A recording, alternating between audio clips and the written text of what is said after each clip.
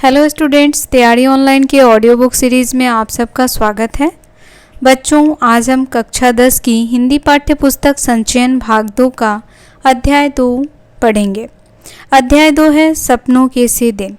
बच्चों, सपनों के से दिन गुरदयाल सिंह जी की रचना है।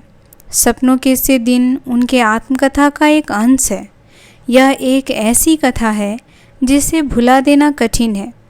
यह इस पाठ की स्मृति में बने रहने की जो अन्य वजह है वह यह है कि इसे पढ़ते हुए पाठक को बार बार ऐसा लगता है कि जो दिनचर्या मेरी थी, शरारतें मेरे थे, सपने और आकांक्षाएं मेरे थे, वह बिना बताए लेखक को कैसे पता चल जाता है। इस कहानी में लेखक अपने बचपन के उन दिनों को याद करते हुए रोमांचित हो जाते हैं। बचपन की वो दिन जो आज हमारे लिए सपनों की तरह है। हम चाह कर भी उन दिनों को दोबारा नहीं जी सकते। तो चलिए बच्चों, सुनते हैं सपनों के से दिन। मेरे साथ खेलने वाले सभी बच्चों का हाल एक सा होता। नंगे पांव, फटी मैली सी कच्ची और टूटे बटनों वाली, कई जगह से फटे कुर्ते और बिखरे बाल। जब लकड़ी के ढेर पर चढ़कर खेलते, नीचे को भागते तो गिरकर कई तो जाने कहाँ कहाँ चोट खा लेते और पहले से ही फटी पुराने कुर्ते तार तार हो जाते। धूल भरे कई जगह से छिले पांव, पिंडलियाँ या लहू के ऊपर जमी रेत मिट्टी से लथपथ घुटने लेकर जाते तो सभी की माँ बहनें उन पर तरस खाने की बजाय और पिटाई करती। कईयों के बाप बड़े गुस्सैले थे।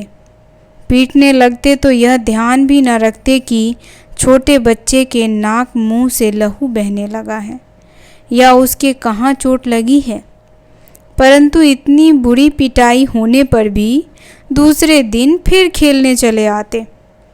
यह बात तब ठीक से समझ आई जब स्कूल अध्यापक बनने के लिए एक ट्रेनिंग करने गया और वहाँ बाल मनोवैज्ञानिक का विषय पढ़ा। ऐसी बातों के बारे में तभी जान पाया कि बच्चों को खेलना क्यों इतना अच्छा लगता है कि बुरी तरह पिटाई होने पर भी खेलने चले आते हैं। मेरे साथ खेलने वाले अधिकतर साथी हमारे जैसे ही परिवार के हुआ करते। सारे मोहल्ले में बहुत परिवार तो हमारी तरह आसपास के गांवों से ही आकर बसे थे। 2-3 घर साथ ही उजड़ी हुई गली में रहने वाले लोगों के थे। हमारी सभी की आदतें भी कुछ मिलती जुलती थी। उनमें से अधिक तो स्कूल जाते ही न थे। जो कभी गए भी पढ़ाई में रुचि न होने के कारण किसी दिन बस्ता तालाब में फेंक आए और फिर स्कूल गए ही ना ही माँ बाप ने ज़बरदस्ती भेजा। यहाँ तक कि परचूनिए आढ़तिए भी अपने बच्चों को स्कूल भेजना ज़रूरी ना समझते। कभी किसी स्कूल अध्यापक से बात होती तो कहते, मास्टर जी, हमने इसे क्या तहसीलदार लगवाना है? थोड़ा बड़ा हो जाए तो पंडित घनश्याम दास से लंडे पढ़वा कर दुकान पर पहिया लिखने लगेंगे। पंडित 6-8 महीने में लंडे और मुनीमी का सभी काम सिखा देगा। वहाँ तो अभी तक अलिफ व जीम च भी न सीख पाया है। हमारे आधे से अधिक साथी राजस्थान या हरियाणा से आकर मंडी में व्यापार या दुकानदारी करने आए परिवारों से थे। जब बहुत छोटे थे तो उनकी बोली कम समझ पाते। उनके कुछ शब्द सुनकर हमें हंसी आने लगती, परंतु खेलते तो सभी एक दूसरे की बात खूब अच्छी तरह समझ लेते। पता भी नहीं चलता कि लोकोक्ति अनुसार ए खेडन दे दिन चार कैसे कब बीत गए। हम में से कोई भी ऐसा न था जो स्कूल के कमरे में बैठकर पढ़ने को कैद न समझता हो। कुछ अपने माँ बाप के साथ जैसा भी था काम करने लगे। बचपन में घास अधिक हरी और फूलों की सुगंध अधिक मनमोहक लगती। यह शब्द शायद आधी सदी पहले किसी पुस्तक में पढ़े थे, परंतु आज तक याद है। याद रहने का कारण यही है कि यह वाक्य बचपन की भावनाओं, सोच समझ के अनुकूल होगा। परंतु स्कूल के अंदर जाने से रास्ते के दोनों ओर जो अलियार के बड़े ढंग से कटे छांटे झाड़ उगे थे, जिन्हें हम डंडियाँ कहा करते थे, उनके नीम के पत्तों जैसे पत्तों की महक आज तक भी आँख मूंद कर महसूस कर सकता हूँ। उन दिनों स्कूल की छोटी क्यारियों में फूल भी कई तरह के उगाए जाते थे, जिसमें गुलाब, गेंदा और मोतिया की दूध सी सफ़ेद कलियां भी हुआ करती। ये कलियां इतनी सुंदर और खुशबूदार होती थीं कि हम चंदू चपरासी से आँख बचाकर कभी कभार एक दो तोड़ ही लिया करते। उनकी बहुत तेज़ सुगंध आज भी महसूस कर पाता हूँ, परंतु यह याद नहीं कि उन्हें तोड़कर कुछ देर सूंघकर फिर क्या करते। शायद जेब में डाल लेते, माँ उसे धोने के समय निकालकर बाहर फेंक देती, या हम ही स्कूल से बाहर आते उन्हें बकरी के मेमनों की भांति चढ़ जाया करते। जब अगली श्रेणी में दाखिल होते तो एक ओर तो कुछ बड़े सयाने होने के एहसास से उत्साहित भी होते, परंतु दूसरी ओर नई पुरानी कॉपियों, किताबों से जाने कैसी बात आती कि उन्हीं मास्टरों के डर से कांपने लगते जो पिछली श्रेणी में पढ़ा चुके होते। तब स्कूल में शुरू साल में 1-1.5 महीना पढ़ाई हुआ करती, फिर 1.5-2 महीने की छुट्टियां शुरू हो जाया करती। अब तक तो बात अच्छी तरह याद है, वह छुट्टियों के पहले और आखिरी दिनों का फ़र्क था। पहले 2-3 सप्ताह तो खूब खेल कूद हुआ करती। हर साल ही माँ के साथ ननिहाल चले जाते। वहाँ नानी खूब दूध दही मक्खन खिलाती, बहुत प्यार करती। छोटा सा पिछड़ा गांव, परंतु तालाब हमारी मंडी के तालाब जितना ही बड़ा था। दोपहर तक उस तालाब में नहाते, फिर नानी से जो जी में आता मांगकर खाने लगते। नानी हमारे बोलने के ढंग या कम खाने के कारण बहुत खुश होती। अपने पोतों को हमारी तरह बोलने और खाने को कहती। जिस साल ननिहाल न जा पाते, उस साल भी अपने घर से थोड़ा बाहर तालाब पर चले जाते। कपड़े उतार पानी में कूद जाते और कुछ समय बाद भागते हुए एक रेतीले टीले पर जाकर रेत के ऊपर लेटने लगते। गीले शरीर को रेत से खूब लथपथ कर उसी तरह भागते किसी ऊंची जगह से तालाब में छलांग लगा देते। रेत को गंदले पानी से साफ कर फिर टीले की ओर भाग जाते। याद नहीं कि ऐसा 5-10 बार करते या 15-20 बार। कई बार तालाब में कूदकर ऐसे हाथ पांव हिलाने लगते जैसे बहुत अच्छे तैराक हों, परंतु 1-2 को छोड़ मेरे किसी साथी को तैरने नहीं आता था। कुछ तो हाथ पांव हिलाते हुए गहरे पानी में चले जाते, तो दूसरे उन्हें बाहर आने के लिए किसी भैंस के सींग या दुम पकड़कर बाहर आने की सलाह देते। उन्हें ढांढस बंधाते। कूदते समय मुंह में गंदला पानी भर जाता तो बुरी तरह खांसते। कई बार ऐसा लगता कि सांस रुकने लगी है, परंतु हाय हाय करते किसी न किसी तरह तालाब के किनारे पहुंच जाते। फिर छुट्टियां बीतने लगती तो दिन गिनने लगते। प्रत्येक दिन डर बढ़ता चला जाता। खेल कूद और तालाब में नहाना भी भूलने लगता। मास्टरों ने जो छुट्टियों में करने के लिए काम दिया होता, उसका हिसाब लगाने लगते। जैसे हिसाब के मास्टर जी 200 से कम सवाल कभी न बताते। मन में हिसाब लगाते कि यदि 10 सवाल रोज़ निकाले तो 20 दिन में पूरे हो जाएंगे। जब ऐसा सोचना शुरू करते तो छुट्टियों का 1 महीना बाकी हुआ करता। एक एक दिन गिनते 10 दिन खेल कूद में और बीत जाते। स्कूल की पिटाई का डर और बढ़ने लगता, परंतु डर भुलाने के लिए सोचते कि 10 की क्या बात, सवाल तो 15 भी आसानी से रोज़ निकाले जा सकते हैं। जब ऐसा हिसाब लगाने लगते तो छुट्टियां कम होते होते जैसे भागने लगती, दिन बहुत छोटे लगने लगते। ऐसा महसूस होता जैसे सूरज भागकर दोपहरी में ही छिप जाता हो। जैसे जैसे दिन छोटे होने लगते स्कूल का भय बढ़ने लगता। हमारे कितने ही सहपाठी ऐसे भी होते जो छुट्टियों का काम करने की बजाय मास्टरों की पिटाई अधिक सस्ता सौदा समझते। हम जो पिटाई से बहुत डरा करते उन बहादुरों की भांति ही सोचने लगते। ऐसे समय हमारा सबसे बड़ा नेता ओमा हुआ करता। हम सभी उसके बारे में सोचते कि हमारे में उस जैसा कौन था। कभी भी उस जैसा दूसरा लड़का नहीं ढूंढ पाते थे। उसकी बातें, गालियाँ, मार पिटाई का ढंग तो अलग था ही, उसकी शक्ल सूरत भी सबसे अलग थी। हांडी जितना सिर, उसके ठिगने 4 बालिस्त के शरीर पर ऐसा लगता जैसे बिल्ली के बच्चे के माथे पर तरबूज रखा हो। इतने बड़े शरीर में नारियल की सी आँखों वाला बंदरिया के बच्चे जैसा चेहरा और भी अजीब लगता। लड़ाई वो हाथ पांव नहीं, सिर से किया करता।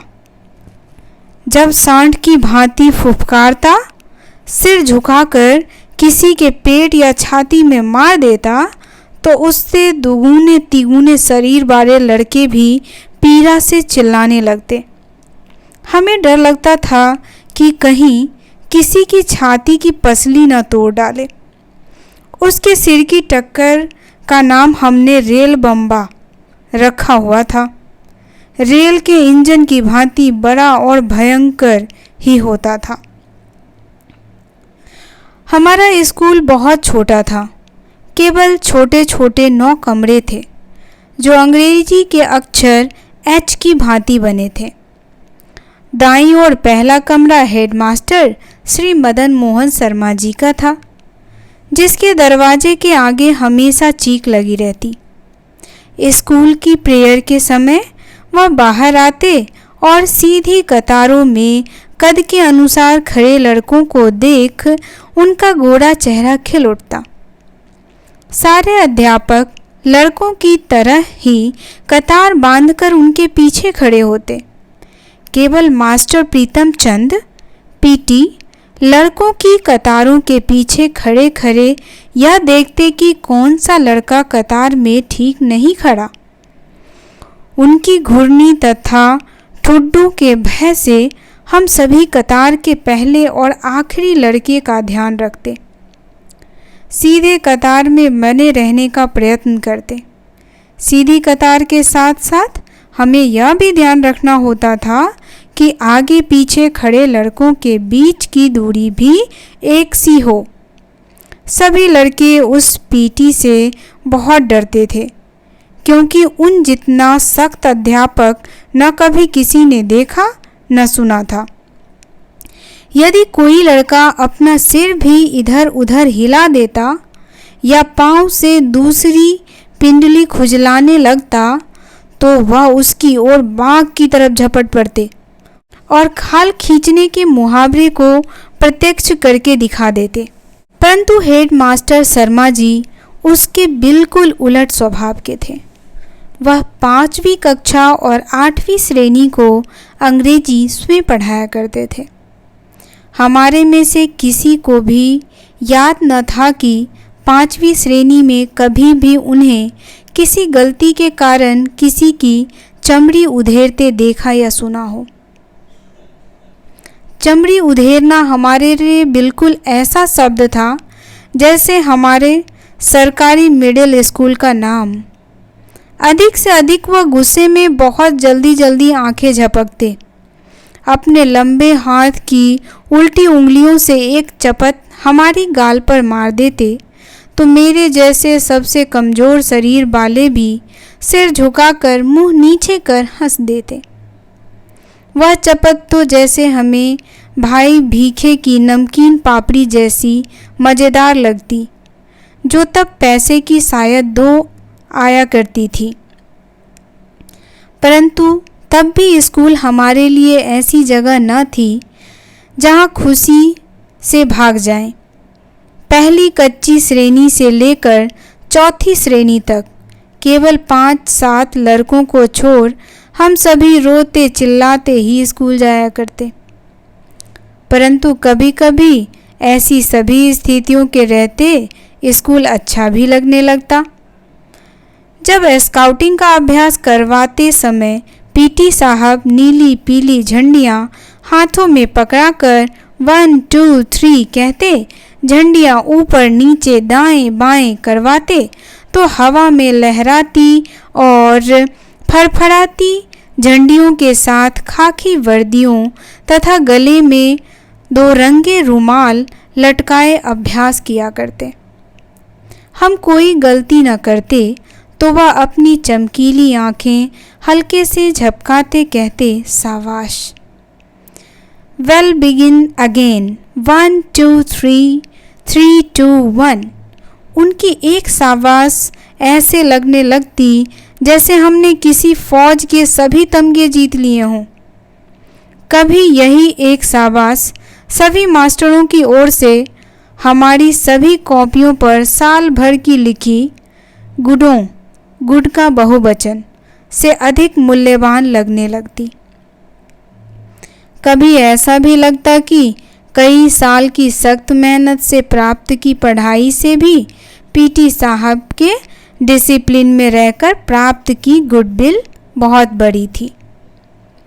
परंतु यह भी एहसास रहता कि जैसे गुरुद्वारे का भाई जी कथा करते समय बताया करता कि सती गुरु के भय से ही प्रेम जागता है, ऐसे ही पीटी साहब के प्रति हमारी प्रेम की भावना जग जाती।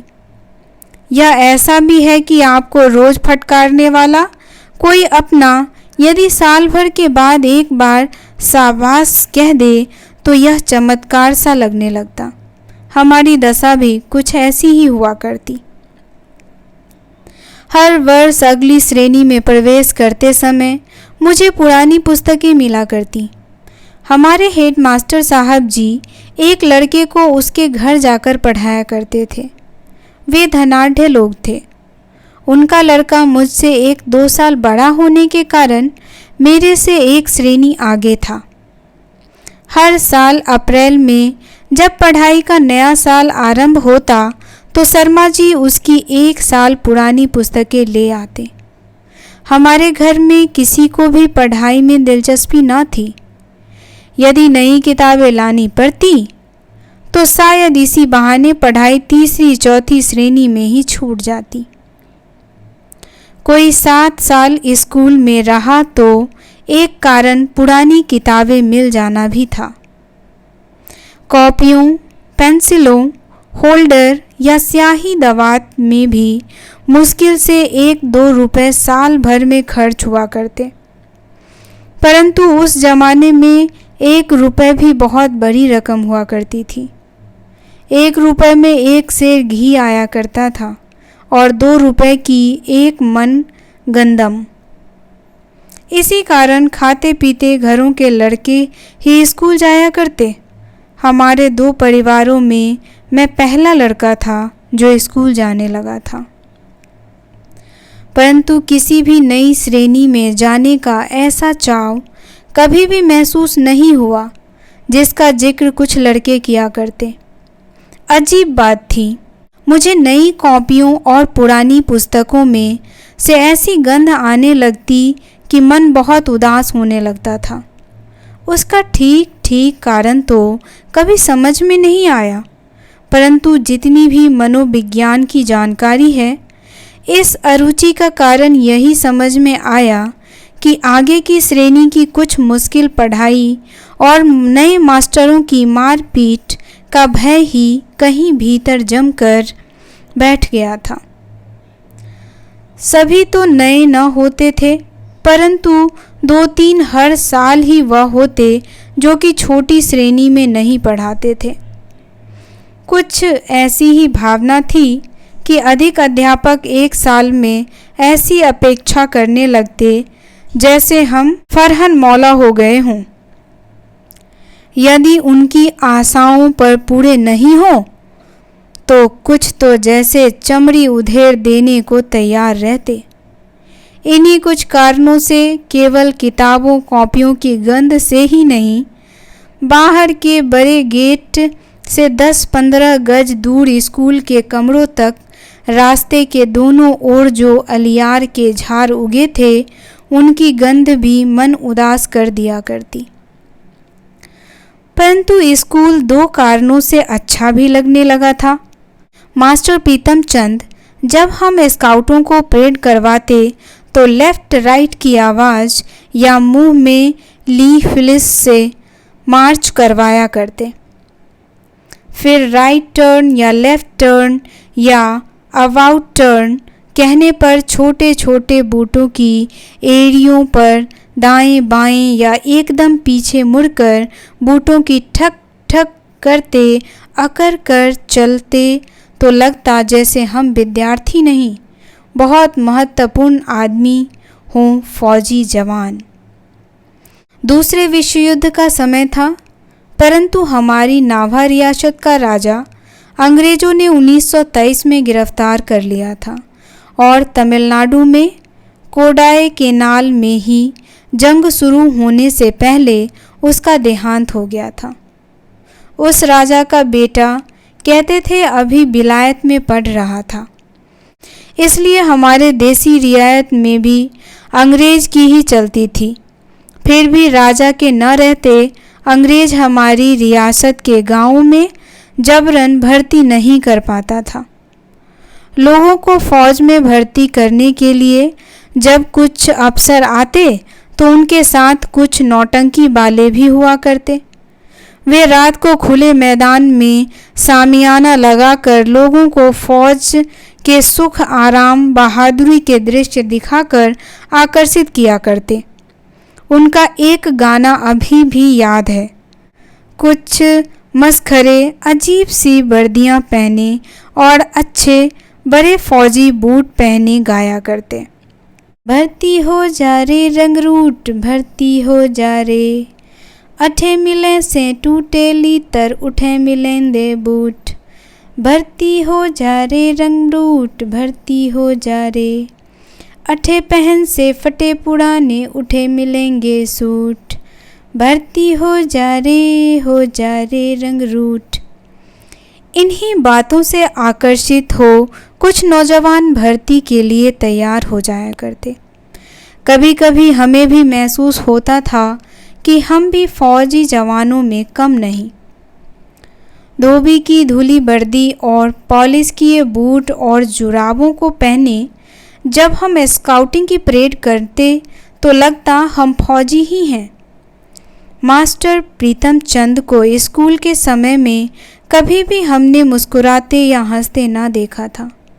उनका ठिगना कद, दुबला पतला परंतु गठीला शरीर, माता के दागों से भरा चेहरा और बाज सी तेज आँखें, खाकी वर्दी, चमड़े के चौड़े पंजों वाले बूट, सभी कुछ ही भयभीत करने वाला हुआ करता। उनके बूटों की ऊंची एड़ियों के नीचे भी खुरियां लगी रहती, जैसे तांगे के घोड़े के पैरों में लगी रहती हैं। अगले हिस्से में पंजों के नीचे मोटे सिरों वाले कील ठुके होते। यदि वह सख्त जगह पर चलते तो खुरियों और कीलों के निशान वहाँ भी दिखाई देते। हम ध्यान से देखते, इतने बड़े और भारी भारी बूट पहनने के बावजूद उनके टखनों में कहीं मोच तक नहीं आती थी। उनको देखकर हम यदि घर वालों से बूटों की मांग करते तो माँ बाप यही कहते कि टखने टेढ़े हो जाएंगे, सारी उम्र सीधी न चल पाओगे। मास्टर प्रीतम चंद से हमारा डरना तो स्वाभाविक था, परंतु हम उनसे नफरत भी करते थे। कारण उनका मारपीट था। हम सभी को वह दिन नहीं भुला पाया जिस दिन वह हमारे चौथी श्रेणी में फारसी पढ़ाने लगे थे। हमें उर्दू का तो तीसरी श्रेणी तक अच्छा अभ्यास हो गया था, परंतु फारसी तो अंग्रेजी से भी मुश्किल थी। अभी हमें पढ़ते एक सप्ताह भी न हुआ होगा कि प्रीतम चंद ने हमें एक शब्द रूप याद करने को कहा और आदेश दिया कि कल इसी घंटी में जवानी सुनेंगे। हम सभी घर लौटकर रात देर तक उसी शब्द रूप को बार बार याद करते रहे, परंतु केवल 2-3 ही लड़के थे जिन्हें आधी आधी या कुछ अधिक शब्द रूप याद हो पाए। दूसरे दिन बारी बारी सबको सुनाने के लिए कहा तो एक भी लड़का न सुना पाया। तभी मास्टर जी गुर्राए, सभी कान पकड़ो। हमने झुककर टांगों के पीछे से बाहें निकालकर कान पकड़े तो वह गुस्से से चीख उठे, ऊंची उठो। पीठ ऊंची करके कान पकड़ने से 3-4 मिनट में ही टांगों में जलन होने लगती थी। मेरे जैसे कमज़ोर तो टांगों के थकने से कान पकड़े हुए ही गिर पड़ते। जब तक मेरी और हरवंश की बारी आई तब तक हेडमास्टर शर्मा जी अपने दफ्तर में आ चुके थे। जब हमें सज़ा दी जा रही थी तो उसके कुछ समय पहले शर्मा जी स्कूल की पूरब की ओर बने सरकारी अस्पताल में डॉक्टर कपलास से मिलने गए थे। वह दफ्तर के सामने की ओर चले आए। आते ही जो कुछ उन्होंने देखा वह सहन नहीं कर पाए। शायद यह पहला अवसर था कि वह पीटी प्रीतम चंद की उस बर्बरता को सहन न कर पाए, बहुत उत्तेजित हो गए। What are you doing? Is it the way to punish the student of 4th class? Stop it at once. हमें तब अंग्रेजी नहीं आती थी क्योंकि उस समय 5वीं श्रेणी से अंग्रेजी पढ़ानी शुरू की जाती थी, परंतु हमारे स्कूल के 7वीं-8वीं श्रेणी के लड़कों ने बताया था कि शर्मा जी ने कहा था, क्या करते हो? क्या चौथी श्रेणी को सज़ा देने का यह ढंग है? इसे फ़ौरन बंद करो। शर्मा जी गुस्से से कांपते बरामदे से ही अपने दफ्तर में चले गए थे। फिर जब प्रीतम चंद कई दिन स्कूल नहीं आए तो यह बात सभी मास्टरों की जुबान पर थी कि हेड मास्टर साहब जी ने उन्हें मुअत्तल करके अपनी ओर से आदेश लिखकर मंजूरी के लिए हमारी रियासत की राजधानी नाभा भेज दिया है। वहाँ हरजी लाल नाम के महकमाए तालीम के डॉक्टरेट थे जिसने ऐसे आदेश की मंजूरी आवश्यक की थी। उस दिन के बाद यह पता होते हुए भी कि पीटी प्रीतम चंद को जब तक नाभा से डॉक्टरेट बहाल नहीं करेंगे तब तक वह स्कूल में कदम नहीं रख सकते। जब भी फारसी की घंटी बजती तो हमारी छाती धक धक धक धक करती फटने को आती, परंतु जब तक शर्मा जी स्वयं या मास्टर नौहारिया राम जी कमरे में फारसी पढ़ाने न आते, हमारे चेहरे मुरझाए रहते। फिर कई सप्ताह तक पीटी मास्टर स्कूल नहीं आए। पता चला कि बाजार में एक दुकान के ऊपर उन्होंने जो छोटी छोटी खिड़कियों वाला चौबारा किराए पर ले रखा था वहीं आराम से रह रहे थे। कुछ 7वीं-8वीं के विद्यार्थी हमें बताया करते थे कि उन्हें मुअत्तल होने की रत्ती भर भी चिंता नहीं थी। पहले की तरह ही आराम से पिंजरे में रखे 2 तोतों को दिन में कई बार भिगोकर रखे बादामों की गिरियों का छिलका उतारकर उन्हें खिलाते, उनसे बातें करते रहते। उनके वे तोते हमने भी कई बार देखे थे। हम उन बड़े लड़कों के साथ उनके चौबारे में गए थे जो लड़के पीटी साहब के आदेश पर उनके घर का काम करने जाया करते थे। परंतु हमारे लिए यह चमत्कार ही था कि जो प्रीतम चंद बिल्ला मार मार कर हमारी चमड़ी तक उधेड़ देते, वह अपने तोतों से मीठी मीठी बातें कैसे कर लेते थे। क्या तोतों को उनकी दहकती बूढ़ी आंखों से भय नहीं लगता था? हमारी समझ में ऐसी बातें तब नहीं आ पाती थी। बस एक तरह इन्हें अलौकिक ही मानते थे। बच्चों, आज की कहानी सपनों के से दिन यहीं समाप्त होता है। अगले पाठ को जानने के लिए आप तैयारी ऑनलाइन से जुड़े रहें। धन्यवाद।